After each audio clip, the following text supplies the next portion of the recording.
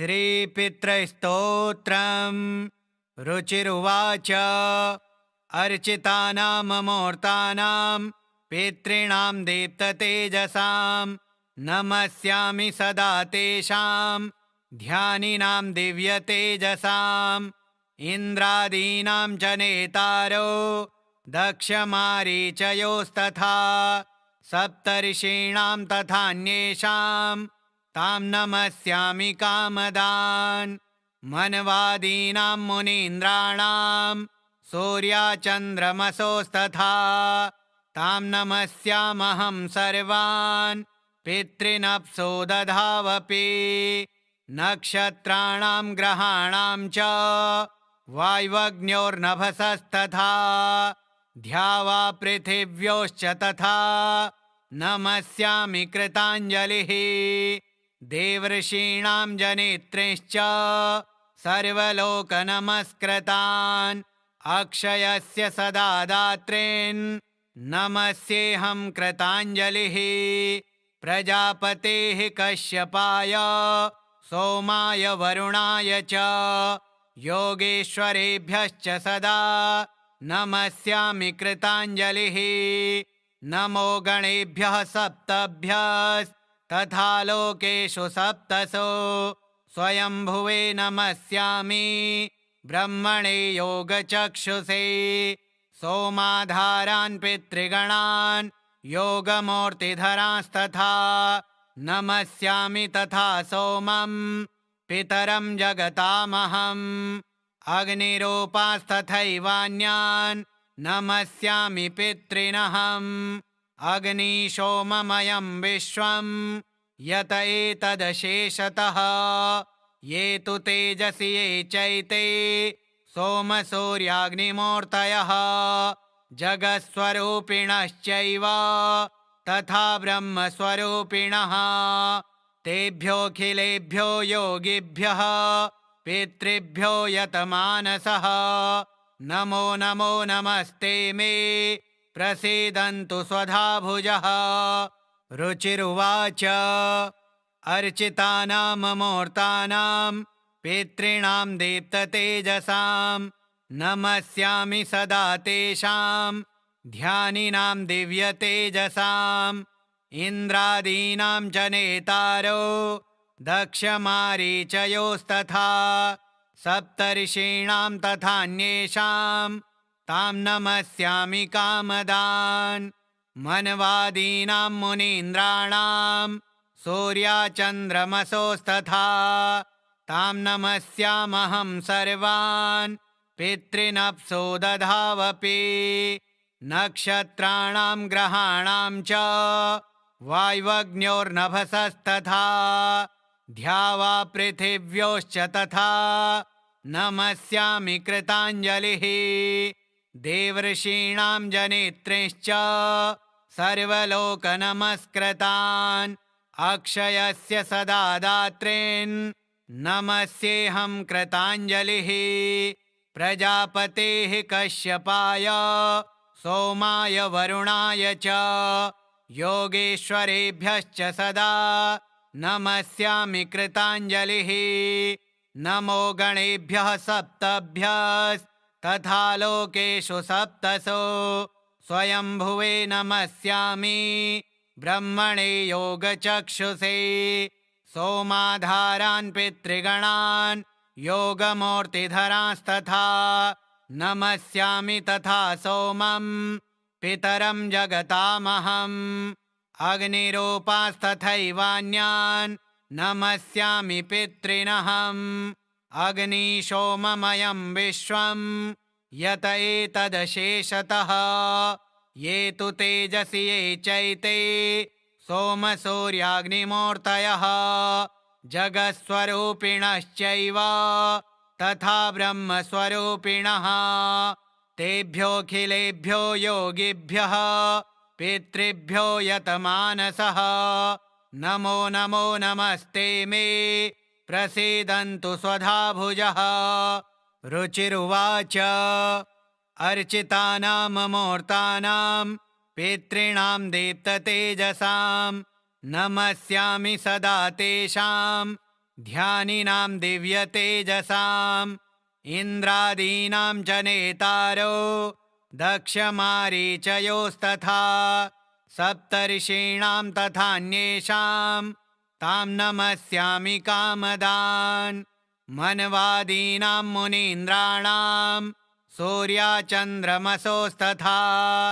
तां नमस्यामहं सर्वान् पितॄनप्सो दधावपि नक्षत्राणां ग्रहाणां च वाय्वग्न्योर्नभसस्तथा द्यावा पृथिव्योश्च तथा नमस्यामि कृताञ्जलिः देवर्षीणां जनित्रींश्च सर्वलोकनमस्कृतान् अक्षयस्य सदा दात्रीन् नमस्येऽहं कृताञ्जलिः प्रजापतेः कश्यपाय सोमाय वरुणाय च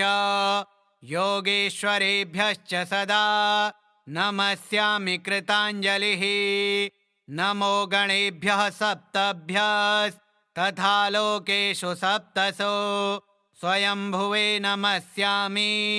ब्रह्मणे योगचक्षुषे सोमाधारान् पितृगणान् योगमूर्तिधरांस्तथा नमस्यामि तथा सोमं पितरं जगतामहम् अग्निरूपास्तथैवान्यान् नमस्यामि पितॄनहम् अग्निशोममयं विश्वं यत एतदशेषतः ये तु तेजसि ये चैते सोमसूर्याग्निमूर्तयः जगत्स्वरूपिणश्चैव तथा ब्रह्मस्वरूपिणः तेभ्योऽखिलेभ्यो योगिभ्यः पितृभ्यो यतमानसः नमो नमो नमस्ते मे प्रसीदन्तु स्वधाभुजः। रुचिरुवाच अर्चितानां मूर्तानां पितॄणां दीप्ततेजसां नमस्यामि सदा तेषां ध्यानिनां दिव्यतेजसाम् इन्द्रादीनां च नेतारो दक्षमारीचयोस्तथा सप्तर्षीणां तथान्येषां तां नमस्यामि कामदान् मनवादीनां मुनीन्द्राणां सूर्याचन्द्रमसोस्तथा तां नमस्यामहं सर्वान् पितॄनप्सो दधावपि नक्षत्राणां ग्रहाणां च वाय्वग्न्योर्नभसस्तथा द्यावा पृथिव्योश्च तथा नमस्यामि कृताञ्जलिः देवर्षीणां जनित्रींश्च सर्वलोकनमस्कृतान् अक्षयस्य सदा दात्रीन् नमस्येऽहं कृताञ्जलिः प्रजापतेः कश्यपाय सोमाय वरुणाय च योगेश्वरेभ्यश्च सदा नमस्यामि कृताञ्जलिः नमो गणेभ्यः सप्तभ्यस्तथा लोकेषु सप्तसो स्वयंभुवे नमस्यामि ब्रह्मणे योगचक्षुषे सोमाधारान् पितृगणान् योगमूर्तिधरांस्तथा नमस्यामि तथा सोमं पितरं जगतामहम् अग्निरूपास्तथैवान्यान् नमस्यामि पितॄनहम् अग्निशोममयं विश्वं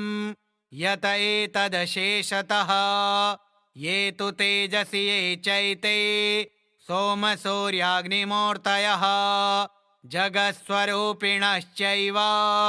तथा ब्रह्मस्वरूपिणः तेभ्योऽखिलेभ्यो योगिभ्यः पितृभ्यो यतमानसः नमो नमो नमस्ते मे प्रसीदन्तु स्वधाभुजः। रुचिरुवाच अर्चितानां मूर्तानां पितॄणां दीप्ततेजसां नमस्यामि सदा तेषां ध्यानिनां दिव्यतेजसाम् इन्द्रादीनां च नेतारो दक्षमारीचयोस्तथा सप्तर्षीणां तथान्येषां तां नमस्यामि कामदान् मनवादीनां मुनीन्द्राणां सूर्याचन्द्रमसोस्तथा तां नमस्यामहं सर्वान् पितॄनप्सो दधावपि नक्षत्राणां ग्रहाणां च वाय्वग्न्योर्नभसस्तथा द्यावा पृथिव्योश्च तथा नमस्यामि कृताञ्जलिः देवर्षीणां जनित्रीश्च सर्वलोकनमस्कृतान् अक्षयस्य सदा दात्रीन् नमस्येऽहं कृताञ्जलिः प्रजापतेः कश्यपाय सोमाय वरुणाय च योगेश्वरेभ्यश्च सदा नमस्यामि कृताञ्जलिः नमो गणेभ्यः सप्तभ्यस्तथा लोकेषु सप्तसो स्वयंभुवे नमस्यामि ब्रह्मणे योगचक्षुषे सोमाधारान् पितृगणान् योगमूर्तिधरांस्तथा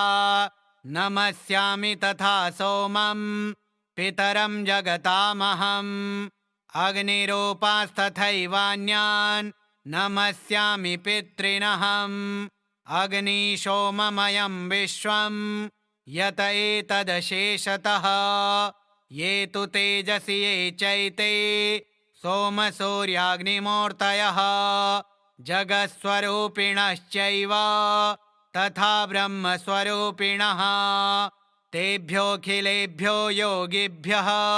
पितृभ्यो यतमानसः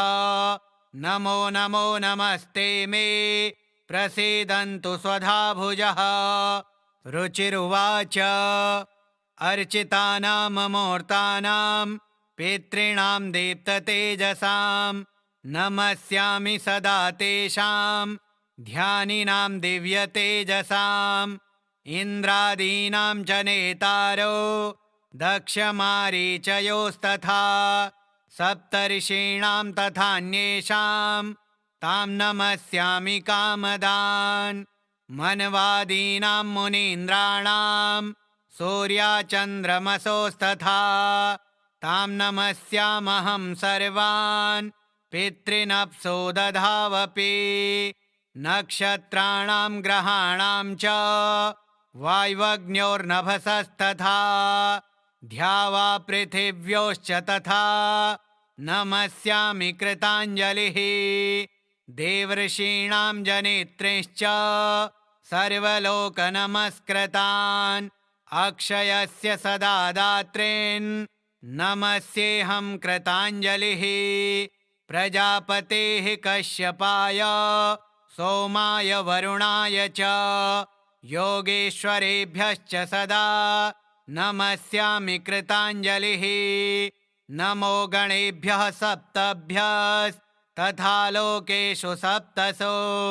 स्वयंभुवे नमस्यामि ब्रह्मणे योगचक्षुषे सोमाधारान् पितृगणान् योगमूर्तिधरांस्तथा नमस्यामि तथा सोमं पितरं जगतामहम्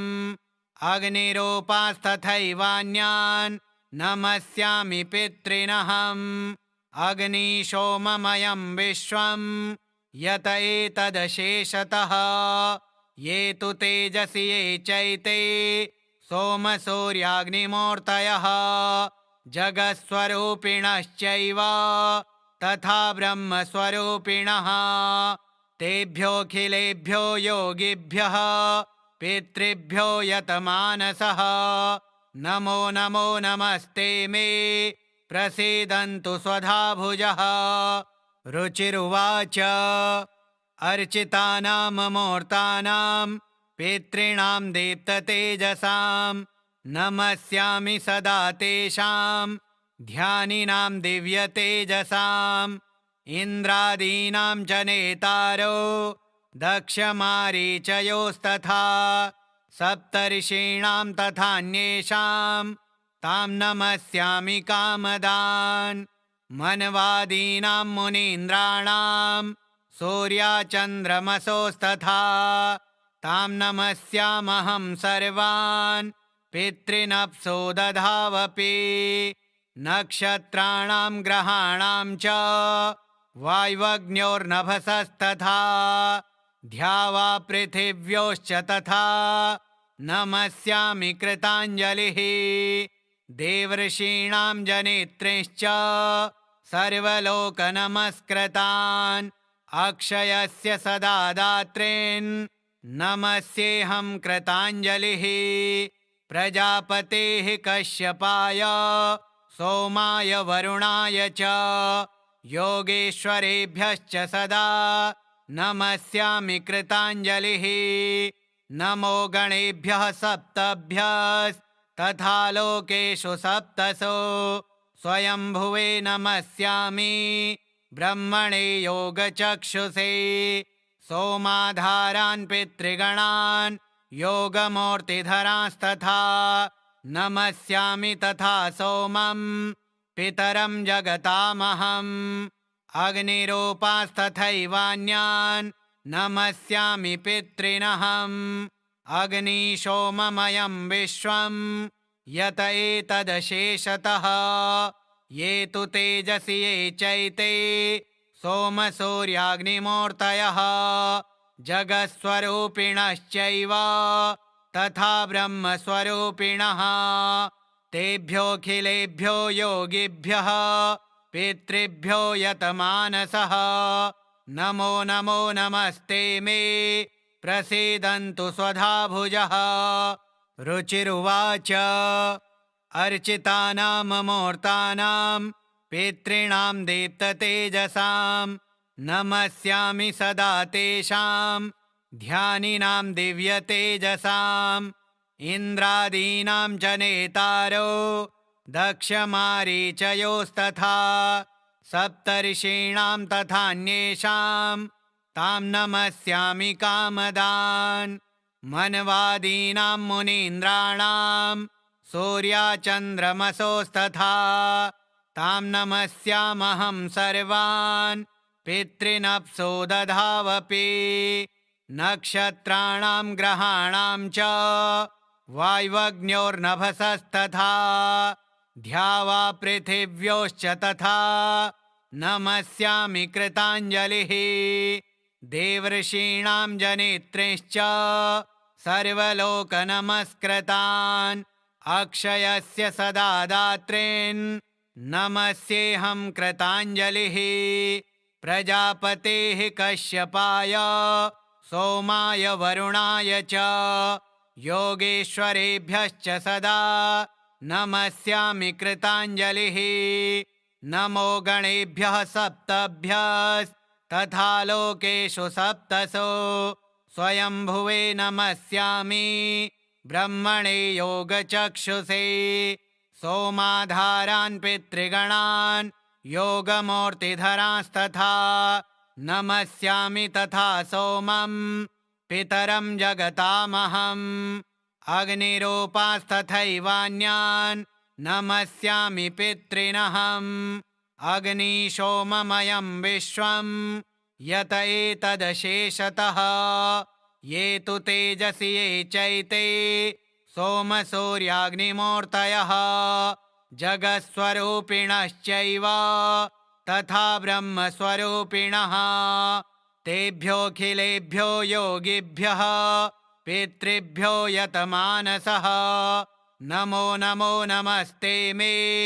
प्रसीदन्तु स्वधाभुजः रुचिरुवाच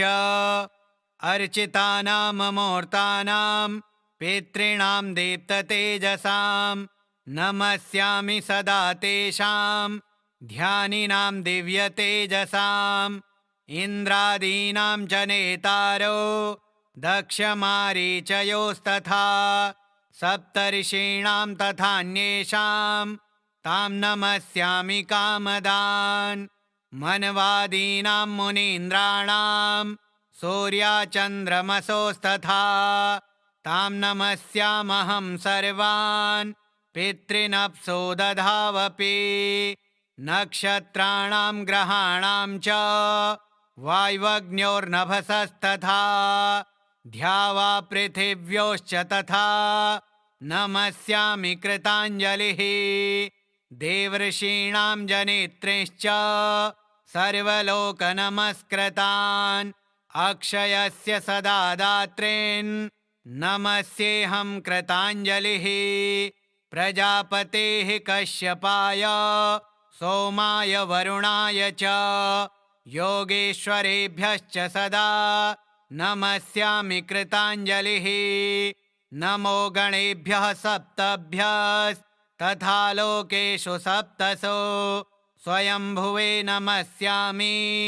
ब्रह्मणे योगचक्षुषे सोमाधारान् पितृगणान् योगमूर्तिधरांस्तथा नमस्यामि तथा सोमं पितरं जगतामहम् अग्निरूपास्तथैवान्यान् नमस्यामि पितॄनहम् अग्निशोममयं विश्वं यत एतदशेषतः ये तु तेजसि ये चैते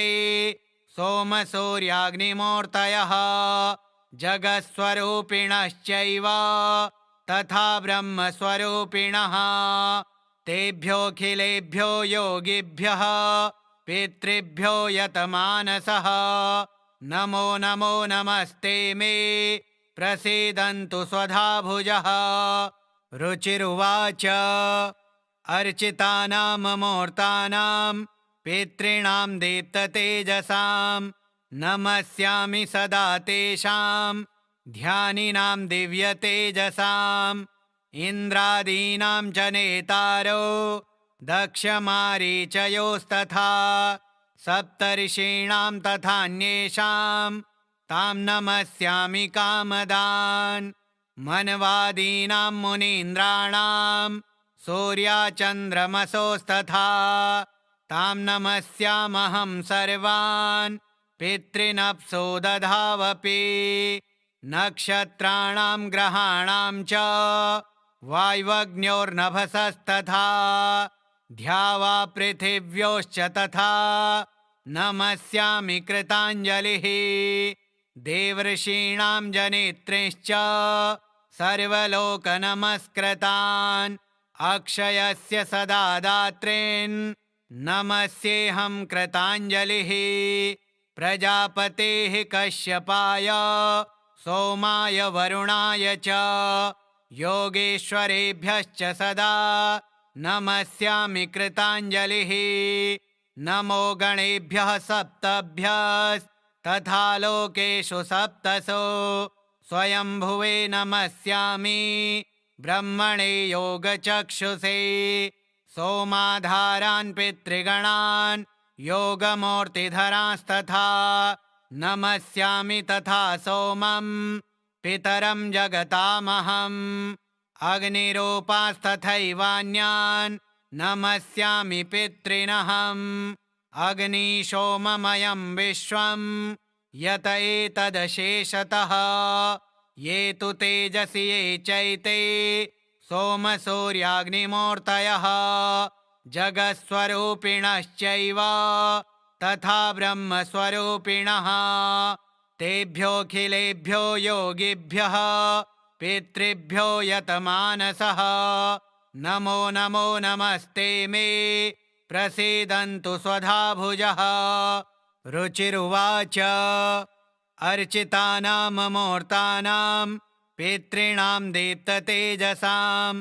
नमस्यामि सदा तेषां ध्यानिनां दिव्यतेजसाम्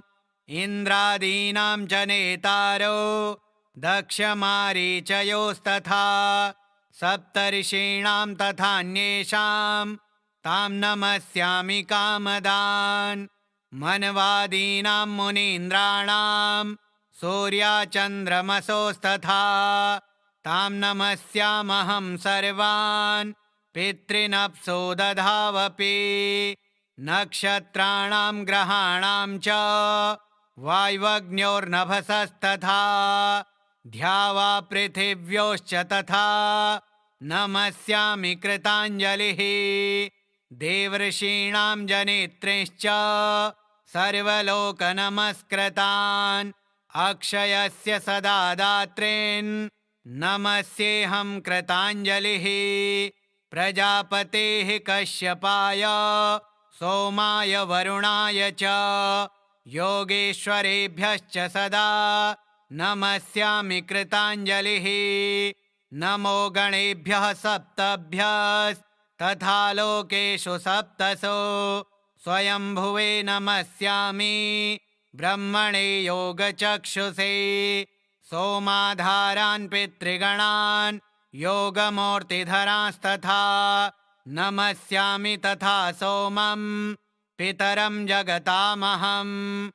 अग्निरूपास्तथैवान्यान् नमस्यामि पितॄनहम् अग्निशोममयं विश्वं यत एतदशेषतः ये तु तेजसि ये चैते सोमसूर्याग्निमूर्तयः जगत्स्वरूपिणश्चैव तथा ब्रह्मस्वरूपिणः तेभ्योऽखिलेभ्यो योगिभ्यः पितृभ्यो यतमानसः नमो नमो नमस्ते मे प्रसीदन्तु स्वधाभुजः। रुचिरुवाच अर्चितानामूर्तानां पितॄणां दीप्ततेजसां नमस्यामि सदा तेषां ध्यानिनां दिव्यतेजसाम् इन्द्रादीनां च नेतारो दक्षमारीचयोस्तथा सप्तर्षीणां तथान्येषां तां नमस्यामि कामदान्